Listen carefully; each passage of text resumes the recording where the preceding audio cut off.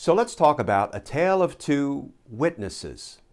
Two witnesses who recently appeared before the House Select Committee. The first, Greg Jacob, who Chairman Bennie Thompson referred to as, quote, a great patriot. The second, Jeffrey Clark, who no one will ever accuse of being a great patriot. You know why no one will ever accuse Jeffrey Clark of being a great patriot? Because justice matters.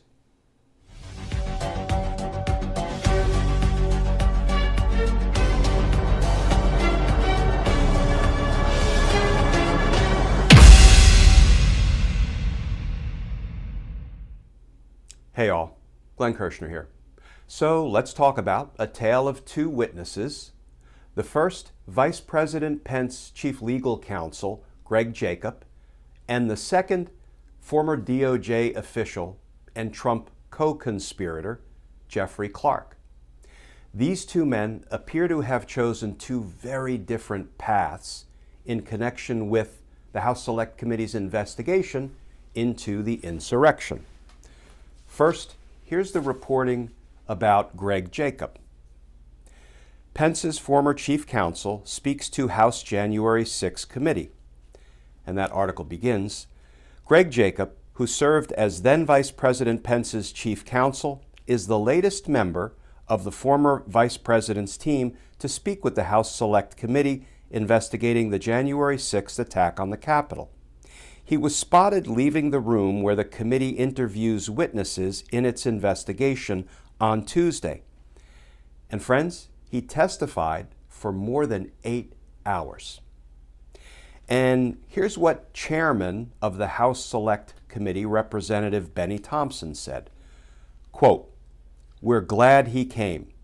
And obviously it's part of the work that we do," Democratic Representative Bennie Thompson, who chairs the panel, told CNN of Jacob later Tuesday, quote, "He's a great patriot.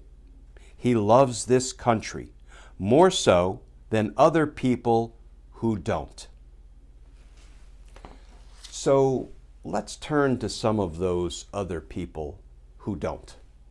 Because today, at long last, Jeffrey Clark appeared before the House Select Committee. Why do I say at long last?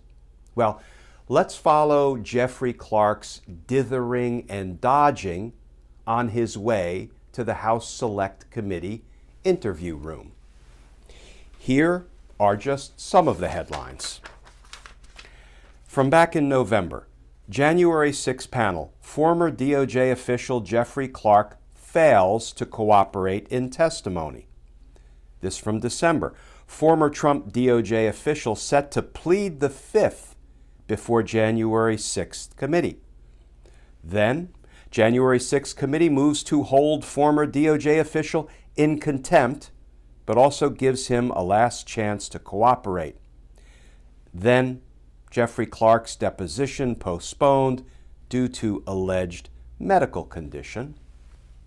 But today, at long last, Jeffrey Clark appeared, and he was in the House Select Committee interview room for about 90 minutes.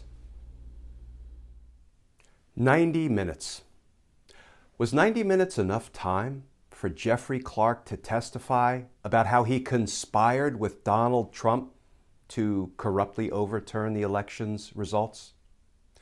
Was 90 minutes enough time for Jeffrey Clark to testify about the letters he drafted to election officials in battleground states, falsely telling them that the DOJ was investigating election fraud and giving those state election officials a blueprint to deny Joe Biden his rightful win?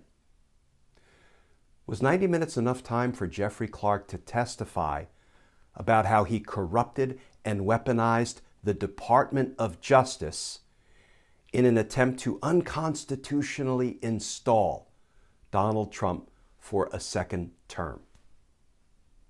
No.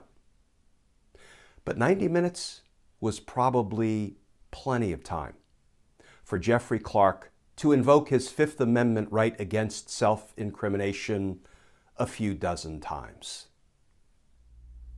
So yes, two very different witnesses. Greg Jacob, who quietly appeared before the House Select Committee and testified for more than 8 hours, and who Chairman Bennie Thompson, who in my opinion has emerged as the understated sage of the January 6th committee, Chairman Thompson said Jacob is a great patriot, and Jeffrey Clark, who is not.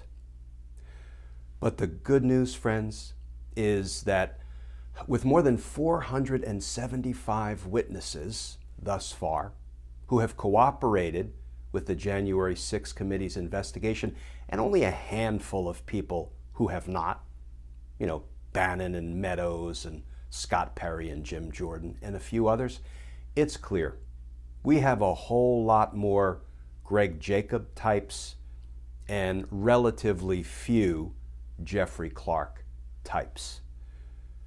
And that's a good thing, because justice matters.